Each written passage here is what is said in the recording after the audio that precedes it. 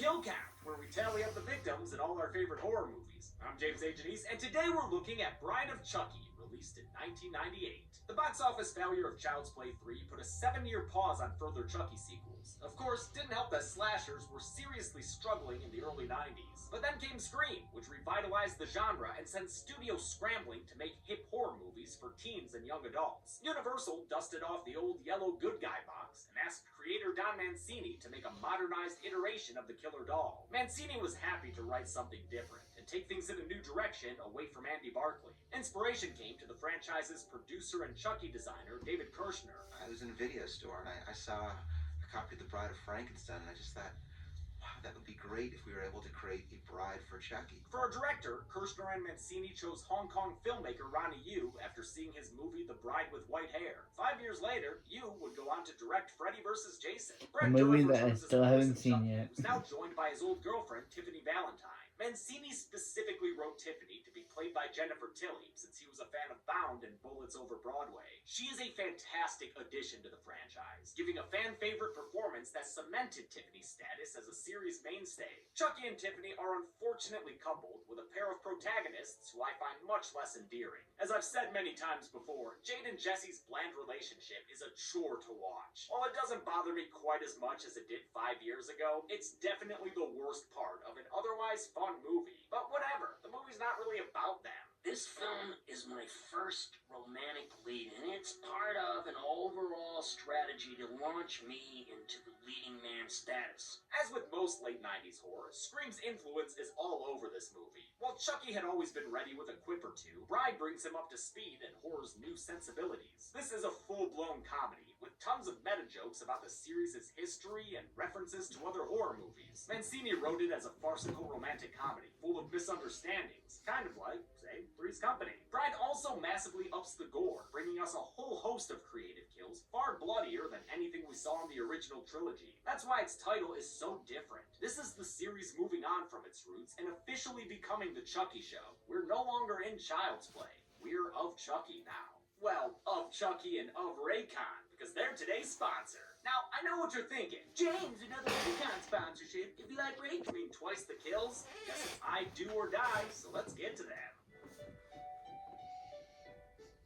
The movie begins in the kill count prop closet. Hey, Ben, could you please put that shit back in their bins? These evidence locker shots were originally written into the court scene cut from the beginning of Child's Play 2. Their reuse here fits perfectly with Bride's more meta tone. A cop named Officer Bailey is sneaking out some evidence to sell to a sultry-voiced collector. Hello. Hey, I'm on my way, and don't forget my money. Not very good role model behavior from Bailey, and before you know it, this ding-dong says hello to a throat slit that puts an end to Mr. Bailey's wonderful life. If you're gonna get murdered, though, might as well be by Jennifer Tilly in a Matrix get-up. Huh. Yeah, Jennifer.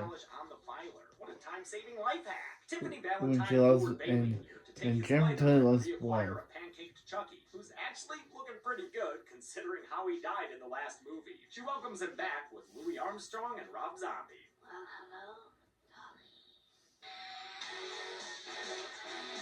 Fuck, I love this opening. The living dead girl, the sexy Tilly, the stitched together title card. You instantly feel the series being modernized for the late 90s. That modernization extends to Chucky's new look, acquired in Tiffany's trailer of misfit dolls. She gives him the Toy Story 2 treatment and stitches him back together, Frankenstein's monster style. The stitched up face might be Chucky's most iconic appearance, and one that many fans associate with the character since it was literally everywhere when this movie came out. Ask anyone who worked at a Hot Topic. If only this movie could be all Tilly all the time. Unfortunately, the main human characters are our well-off Juliet, Jade Kincaid, and her trailer park Romeo, Jesse Miller. Jade is played by Katherine Heigl, last seen on the kill count in Valentine. These star-crossed idiots have to sneak around because at Jesse's home sweet hell is her uncle Warren Kincaid. Warren's her legal guardian and the town's police chief. He don't like Jesse one bit. They have to use their best friend David as a faux date when they're going to prom. David made quite an impression. I think Warren's in love. Yuck. Not my time. The in-sync reject-looking David is gay, and I know, blah blah blah woke dead meat. But it is worth noting how uncommon it was to have casually gay characters like him in the 90s, even though there are some light jokes about it. What are you going to study? Theater arts? But on an athletic scholarship, right? R.I.P. John Ritter. You Figures died he's too still soon. just a regular guy who's incidentally gay. I like that Don Mancini, You died who is too young, also bro. gay, was able to write this character into a popular franchise back then. The reverse beard doesn't work though, and the kids are pulled over by Warren's lackey, Officer Norton. The kids call him Needle Nose because, well, look at him. The crooked cop keeps the kids in the rain until Warren shows up looking like the Great Pumpkin. The police chief knows how to deal with a problem child, and since Jesse didn't follow any of his 8 simple rules, he condemns him to eternal 8 simple blue rules. balls. You fuck. But you won't. Not Jade anyway, not anymore. Warren Kincaid is played by John Ritter, a childhood favorite of mine because of Three's Company. I watched a lot of Nick at Night. He was last seen on the kill count as adult Ben in the It miniseries. Kiss me, fat boy. I'll never not be sad that he died so young, at 54 in 2003.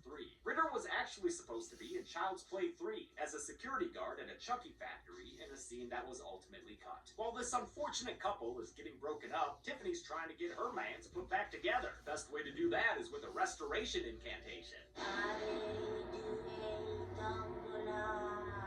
Give me the power I beg of you. Ah, there's her problem. You need voodoo for dolls, not for dummies. With the spell seeming like a bust, she's stuck with her current boyfriend, Damien Baylock, named after 2 characters in The Omen, the satanic child Damien and his evil nanny, Mrs. Baylock. Damien's played by the late Alexis Arquette, whose siblings David and Patricia are also kill count vets. Mancini based the character's appearance on Marilyn Manson, and even offered Manson the role, but the musician turned it down. Glad he Okay, did. so Fuck that wait, guy. wait, Damien's the David, wrong guy wait, for so Tiffany. David He Arquette still was in tries to Scream, impress her. and Patricia Arquette was in Friday, was in Nightmare on Elm Street 3. What did you use? Was it really bloody?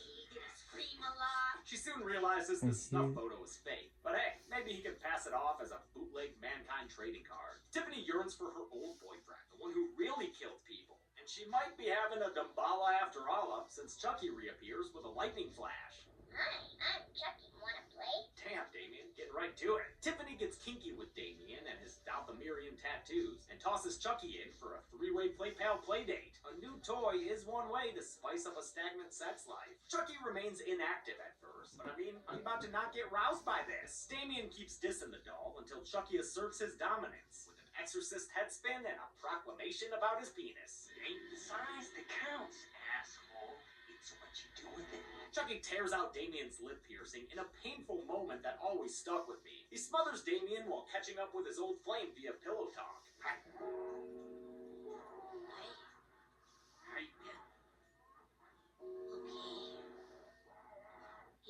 Peachy. Eventually, his little doll butt does the job, and Damien stops struggling, gone the way of Big Murphy. This is a long-awaited reunion for Tiffany, who was dating and killing with Charles Lee Ray before his body swap 10 years ago. But turns out, he wasn't as serious about their relationship as she was. This doll didn't want to settle down into a dream house. You weren't gonna ask me to marry you? Fucking nuts. Tiffany's domestic ambitions leave Chucky crying De Palma with laughter, so the scorned lover takes advantage of his size and locks him away in a widow baby crib. He can come out when he starts acting more mature. I love these scenes where Jennifer Tilly acts opposite a doll, and she enjoyed doing them too. The good thing about acting with a puppet is that they never get into your life. It's so short. The next morning, Tiffany hauls out a steamer trunk with Damien's corpse stuffed inside. Jennifer Tilly provided that black dress and those Gucci shoes from her own closet. Her trailer park neighbor is none other than Jesse, who helps her out and deadlifts the dead body into the car. She tries to snag him up as a new boy toy, but Jesse stays loyal, meaning she's stuck with a colicky killer currently cribbed. Tiffany! Where the fuck are you? She decides to taunt Chucky and give him some company, a bride doll, complete with a Jennifer Tilly voice box. It's me, Ivy Wed. She's having a good time teasing him, but later, Chucky uses the doll's ring to escape his Pee-wee penitentiary. Tiffany's having a bubbly soak and watching this movie's inspiration, Bride of Frankenstein. We belong together. That movie's tragic ending ain't the only thing cry-worthy. Here comes Chucky, looking like he's walking through an automatic doll wash. He knocks the TV into the water, shocking Tiffany to death in an inverse origin to her gothic counterpart. Chucky finds the whole thing exceptionally whimsical. I get it. Bubbles are fun. You will not be shocked to learn that this death was another recycled Mancini idea. The original script for Child's Play had Aunt Maggie dying via bubble bath electrocution. It wasn't used then, but you know Mancini, you just can't keep a good idea down. Chuck voodoos the way he doo-doos, with an incantation full of ionization.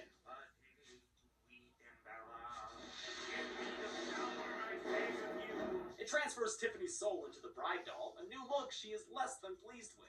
You son of a bitch! What have you done to me? Chucky lets her know they're bound together now. If she ever wants to be tall enough to ride a roller coaster again, she'll help him find the Heart of Damballa, a magical amulet that serves as this movie's MacGuffin. The Heart of Damballa was included in the original Child's Play screenplay, but it was ultimately cut and its scenes were lost to time. Bride of Chucky retcons it back into the mix, and onto my set, and claims that Charles Lee Ray was wearing it the night he became a living doll. One look at the footage in Child's Play shows that that's not true, but whatever. Whether we complain or not, it's still gonna be canon. No matter what! Now the amulet is buried with Ray's body in Hackensack, New Jersey, and it's the only way they can transfer their souls into human bodies. All right, let's go. Oh, sure. I'll steer and you can work the pedals. We're dolls, you dope! Bride of Chucky takes place, I believe, in Lockport, New York, meaning these dolls are gonna need a ride to get to Hackensack, 6 hours away. Tiffany calls up Jesse and asks if he can transport some dolls, no questions asked, for the princely sum of $1,000. Jesse agrees, desperate to elope with his case-barricaded paramour. Tiffany gets ready for the road trip with a Joan Jett makeover set to Blondie. Barbie, eat your heart out. Good thing she had those doll-sized boots and fishnets hanging around, huh? Could use some tips from Chucky when it comes to playing possum, though. Just act natural. Oh, I'm sorry. Did you say act naturally fabulous? Just like with Chucky, the Tiffany doll was described by Mancini in the script, drawn and designed by David Kirshner, and built by Kevin Yeager, returning as puppeteer coordinator. The Tiffany doll had to have all the same capabilities as Chucky, but in a smaller body, requiring more sophisticated, scaled-down technology. Jesse grabs the plastic partners and swings by to pick up Jade, where we learn he has no idea how far $1,000 will go. I can put a deposit on an apartment. I'll get a job. I'll help put you through college. Motherfucker, this ain't the 1950s. I've got to agree with Chucky here. I think I'm gonna throw up. Still, their sappy bullshit is tolerable if it means 2 new fresh bodies for Chucky and Tiffany to transfer their souls into. The kids go inside to pack, not noticing the police acting fishy around Jesse's van. Chucky's ready to remove the roadblock with an old favorite, but Tiff reminds him that this ain't the OG trilogy anymore. For God's sake, Chucky, drag yourself into the 90s. Stabbings went out with Bundy and Dahmer. You look like Martha Stewart with that thing. Who the fuck is Martha Stewart?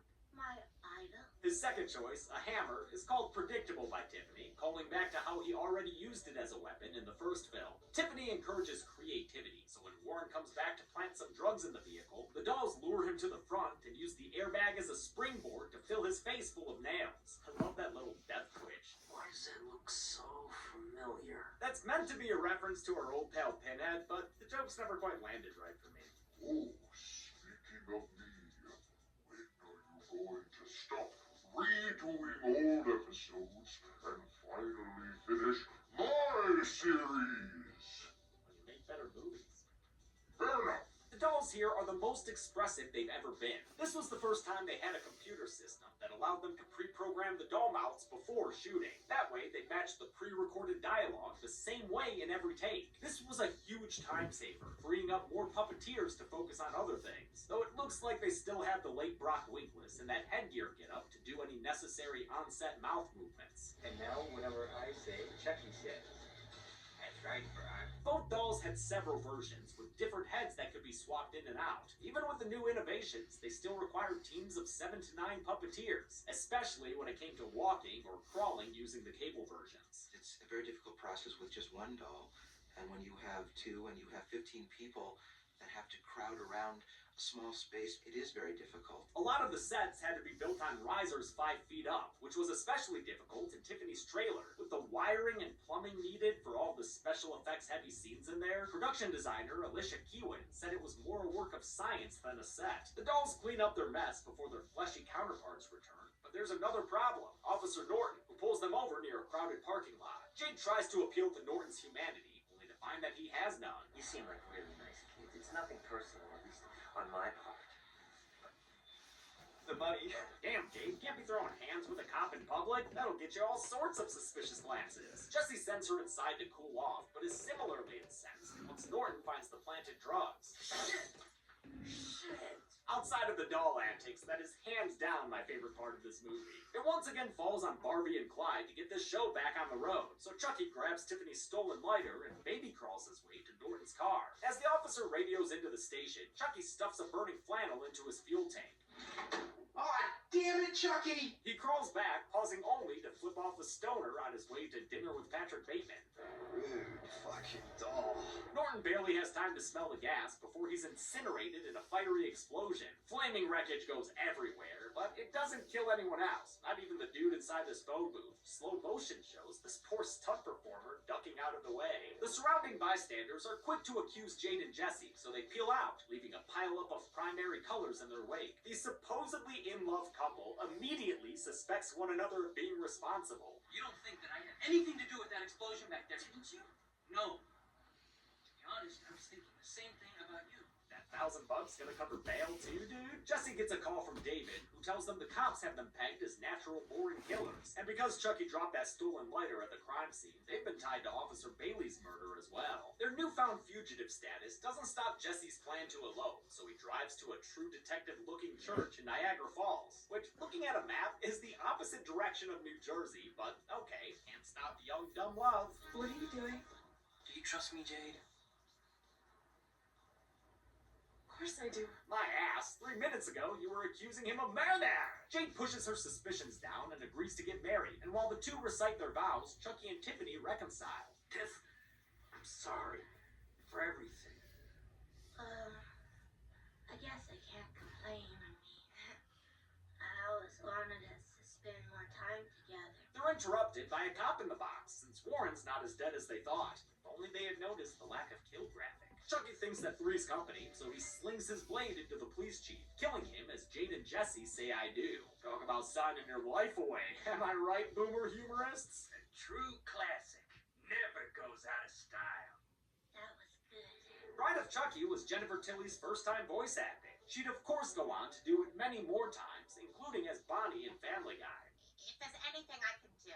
There actually is. Could you collect my mail forever?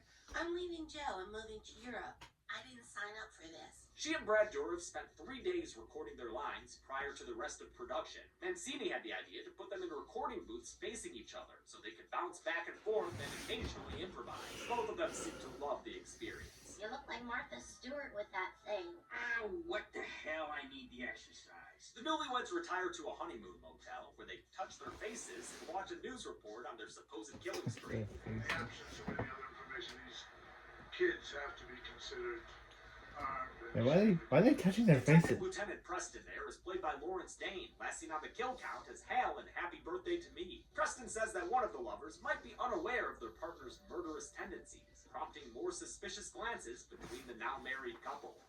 Like, okay, you're nervous, but that doesn't mean you have to touch your face. Burst in from the adjacent room. These sexy swingers are Russ and Diane, the latter played by Janet Kidder, Margot Kidder's niece. They're looking to join the party, like, you know, in bed. But Jade tells them to clear out, not a fan of this state of affairs. They do, but not before Diane nabs Jesse's wallet, which does not go unnoticed by Tiffany. The dolls sneak into the other couple's room while they're having a sloshy waterbed love sesh. Tiffany paves the way for more female killer dolls by shattering the glass ceiling with a champagne bottle, raining shards of mirror down into the couple's bed and bodies. Water death bed, the bed that wets people. The gory grand gesture is enough to completely win over Chucky.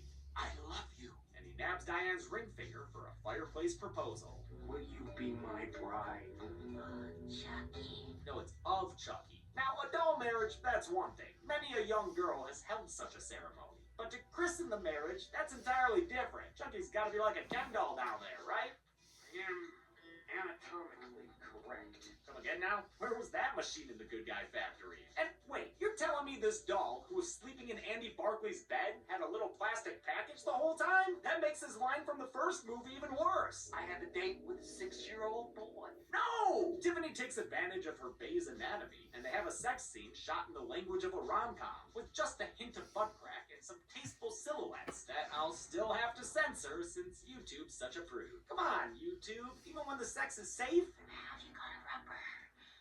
Have I got a rubber? Yeah. Tiff, look at me.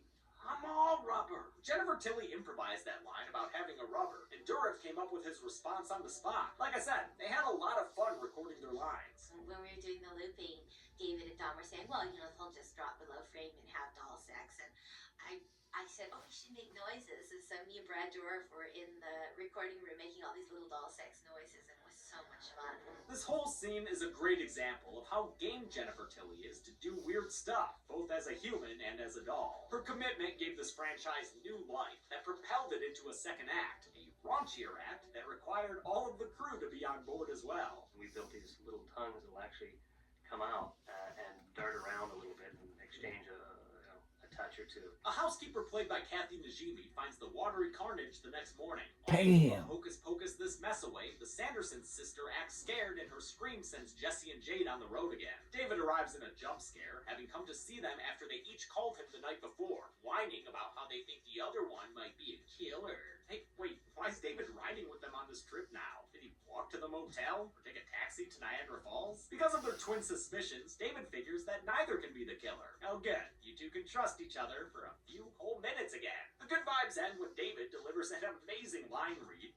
Oh, something really stinks in here. And finds Clifford the Big Red Body. He grabs Warren's firearm and Jesse and Jade immediately accuse each other again. Fucking just shoot them both, dude. After they pull over, Chucky and Tiffany finally reveal themselves. Nobody move! The surprise! Freaks out David so bad, he wanders into traffic and gets sent to his final destination by a passing semi-truck. Damn, that boy popped like a human water balloon. The dolls force the couple back on the road and make introductions, reintroductions, and meta jokes. How did you end up like this? Well, it's a long story. It sure is.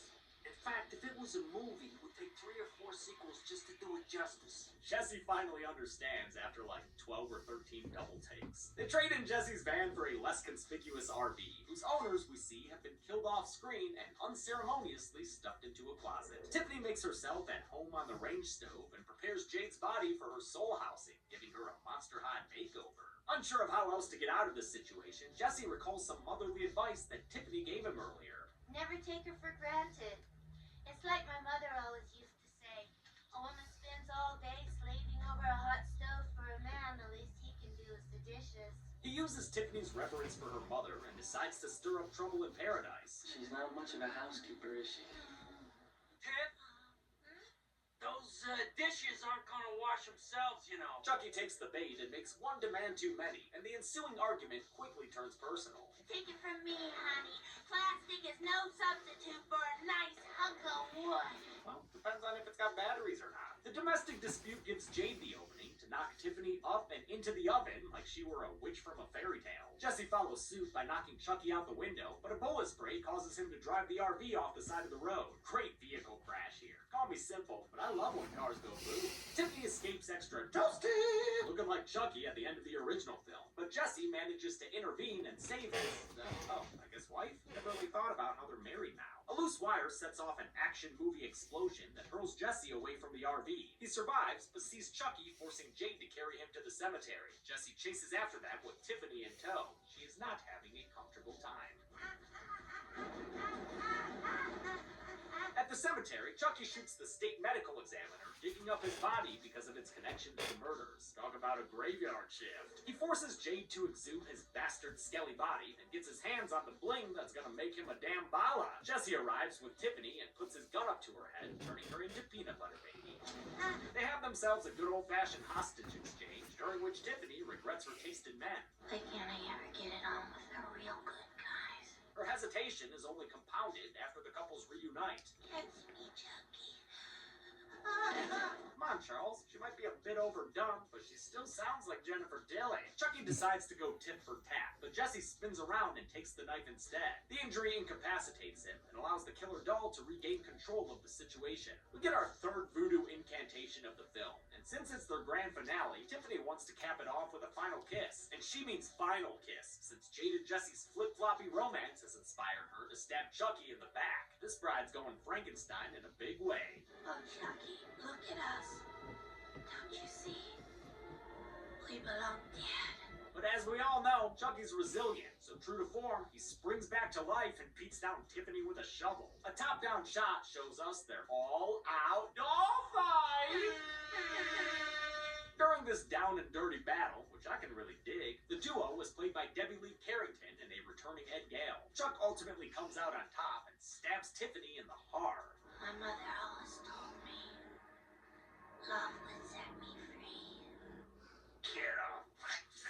Damn, Chucky, have a heart. Jesse remembers orders that this is child's play 4 and puts Chucky back into his grave. Lieutenant Preston arrives and stops Jake from shooting the possessed plaything, but she yoinks his gun, trainsies, and prepares to do it anyway. Chuck lets us know that there are more sequels to be had.